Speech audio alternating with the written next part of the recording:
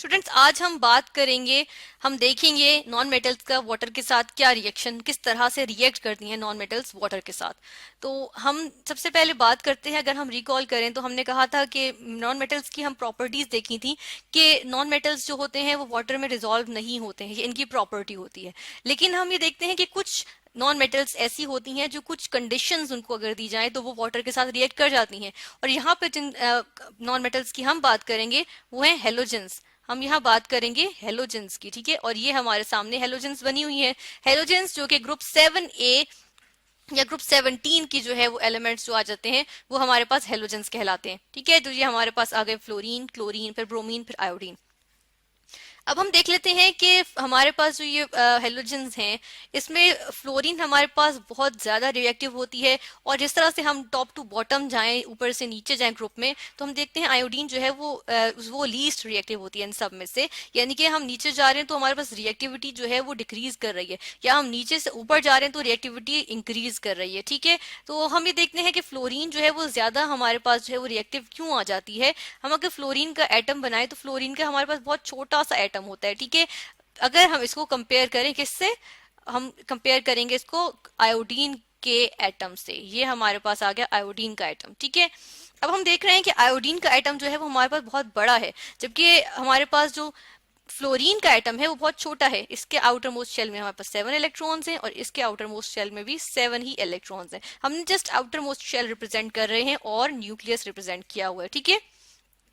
अब हम ये देख रहे हैं कि फ्लोरीन का एटम छोटा सा है, न्यूक्लियस जो है वो इन इलेक्ट्रॉन्स को अपनी तरफ खींच के रखेगा, यानी कि अट्रैक्टेड रखेगा, होल्ड करके रखेगा इन इलेक्ट्रॉन्स को। बल्कि अगर कोई इलेक्ट्रॉन आना चाहेगा तो उसको भी इसमें जो है वो शामिल कर सकता है, यानी कि उसको भी अट्रैक्ट करेगा अपनी तरफ। तो इसका मतलब वो फ्लोरीन जो है वो बहुत क्या हुई, रिएक्टिव हुई, ठीक है। इसके अलावा हम क्या कह सकते हैं फ्लोरीन के बारे में, हम ये भी कह सकते हैं कि फ्लोरीन जो है उसका जो न्यूक्लियस है वो इन इलेक्ट्रॉन्स के करीब है, और यही वो इलेक्ट्रॉन्स है, यानी वैलेंस शेल के इलेक्ट्रॉन्स ही होते हैं जो किसी रिएक्शन में टेक पार्ट करते हैं। तो क्या हुआ, फ्लोरीन रिएक्टिव हुई, यानी कि इसको हम कहेंगे वेरी रिएक्टिव, ठीक है। हमारे पास फ्लोरीन क्या आ गई, वेरी रिएक्टिव आ गई।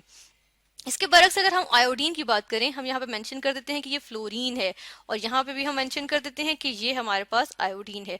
आयोडीन की बात करते हैं तो आयोडीन में हम देख रहे हैं कि हमारे पास जो 7 इलेक्ट्रॉन्स हैं, जो वैलेंस शेल के इलेक्ट्रॉन्स हैं या आउटर मोस्ट शेल के इलेक्ट्रॉन्स हैं, वो न्यूक्लियस से बहुत दूर हैं, या न्यूक्लियस से दूर हैं। तो ये है कि न्यूक्लियस को इतना कंसर्न नहीं होगा इन इलेक्ट्रॉन से, जिसकी वजह से ये हमारे पास जो यानी कि आयोडीन होता है वो क्या है, लीस्ट रिएक्टिव है हेलोजेंस में से, ठीक है।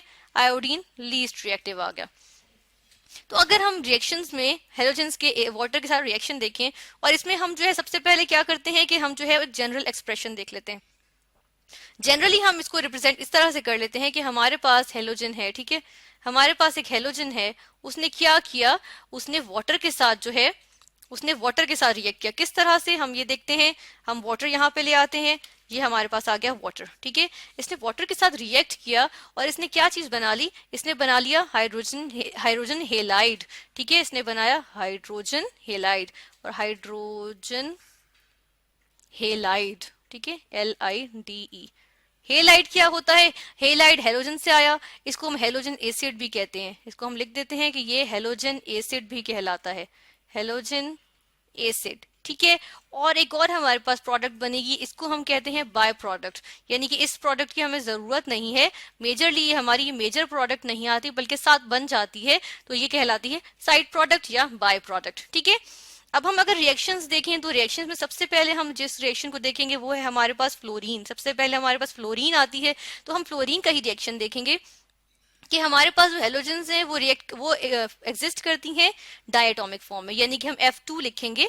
F2 ने हमारे पास जो है वो रिएक्ट किया किस चीज के साथ, वाटर के साथ। ये हमारे पास वाटर आ गए, इसने वाटर के साथ रिएक्ट किया और क्या चीज बना ली, हमने कहा हाइड्रोजन हेलाइड या हेलोजन एसिड बनेगा।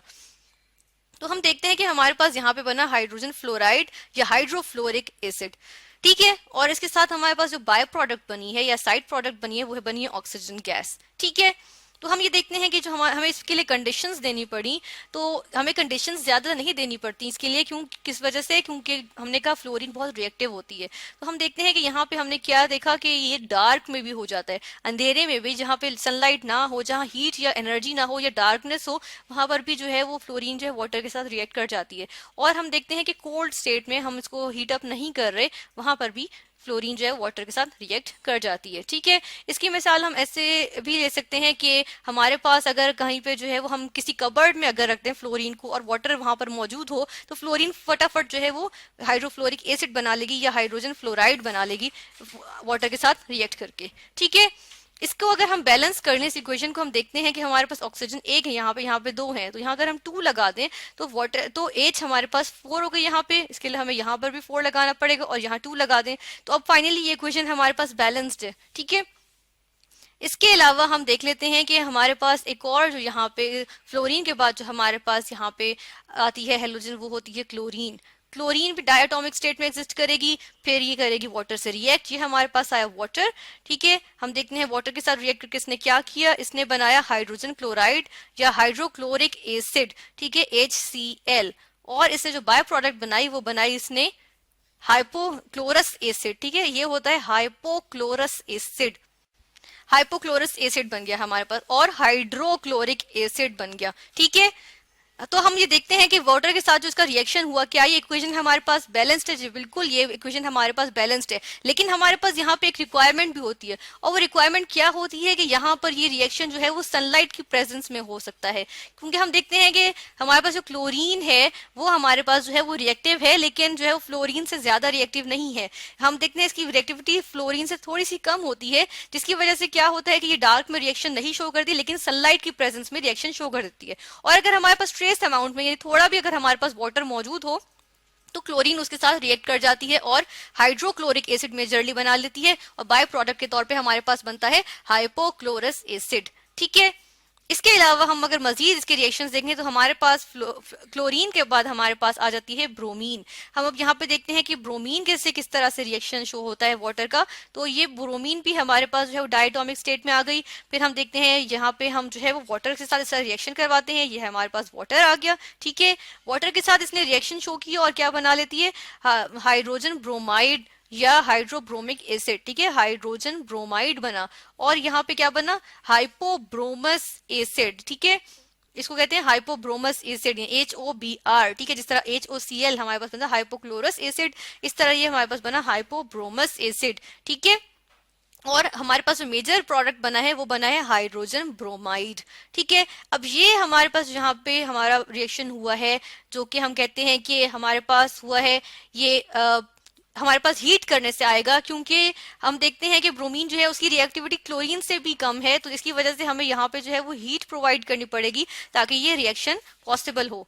ठीक है, फिर हम एक और देखते हैं कि हमारे पास आती है आयोडीन, उसके बाद हमारे पास आती है आयोडीन। तो ये हमारे पास आयोडीन है जो कि डायटोमिक फॉर्म में एग्जिस्ट करेगी, और जब हम इसका रिएक्शन देखते हैं वाटर के साथ, हमने कहा था आयोडीन जो है वो लीस्ट रिएक्टिव होती है हेलोजेंस में से, तो हम देखते हैं कि आयोडीन जो है वो रिएक्शन शो ही नहीं करती। किसी भी कंडीशंस, हम कोई भी कंडीशंस अप्लाई कर दें, कोई भी कंडीशंस प्रोवाइड कर दें, तो हमारे पास जो है आयोडीन जो है वो रिएक्शन शो नहीं करती। ठीक है, तो हमने देखा कि फ्लोरीन जो है वो कितनी रिएक्टिव थी और उसने फौरन से हाइड्रोजन फ्लोराइड बनाया। और ओवरऑल हमने जब देखा कि हेलोजेंस जो है वो वाटर से रिएक्ट करके हाइड्रोजन हेलाइड या हेलोजन एसिड बनाती हैं और एक बाय प्रोडक्ट बनाती हैं। तो हमने आज देखा हेलोजेंस का मेजरली, और नॉन मेटल्स का हमने रिएक्शन देखे वाटर के साथ।